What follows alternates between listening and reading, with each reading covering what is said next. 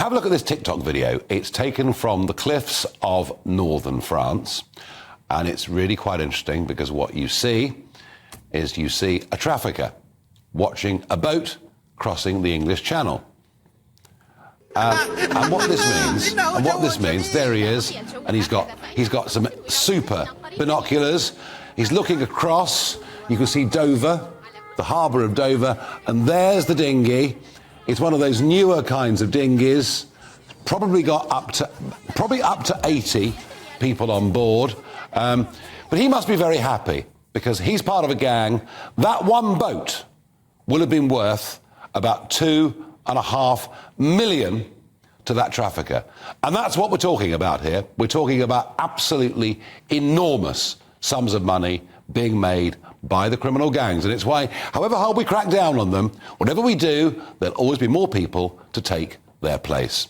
But the government say, it's okay, we're going to get tough, we're going to put GPS tags on those that arrive across the channel and who we can't house safely. A lot of this goes back to the government's Illegal Migration Act, which they seem to think gives them enormous powers. I'm not so sure that really it does. Well, joining us down the line is a friend of the programme, Ivan Sampson, immigration lawyer. Ivan, is this just tough talk from a government whose policy is failing?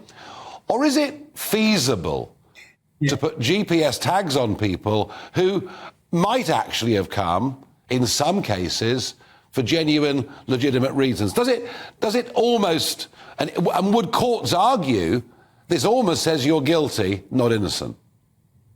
Indeed, and I think you'll get lots of legal challenges.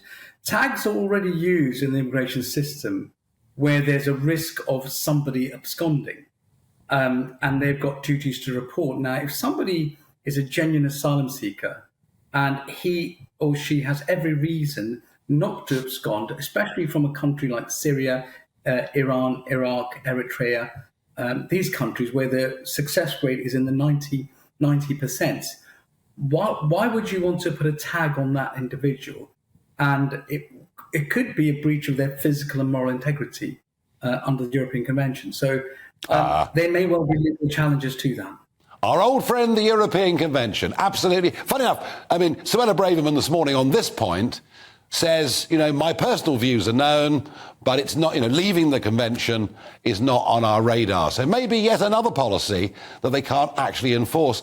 Isn't, Ivan, the other problem that they can simply be taken off? We showed this video earlier in the year. I'm going to show it again.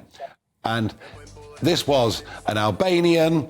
He was on bail in this country. He'd been fitted with a tag, and he simply cut it off and got rid of it. So isn't that the other problem, that even if you were to put these ankle tags on people, the seriously bad guys would just cut them off and chuck them away anyway? That's absolutely right. And tags used currently are backed up usually by someone providing surety. So it's usually a friend or a family member, and it can run into several thousands of pounds.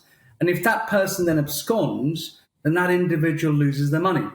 So asylum seekers won't have any sureties. So they could simply, if they're really determined to escape, to get out of the system and just abscond and become illegally in the UK, then they can simply take them off. Yeah. The cost of the tag is actually quite cheap. It works out to about £10 a day. So it's actually a cheap and effective way to monitor those who do not want to abscond, which sort of begs the question, why would you want to tag somebody who doesn't want to abscond? Yes, as you say, you'd be tagging the wrong people, wouldn't you, really? Because, look, I don't think for a moment, Ivan, that it's actually going to happen.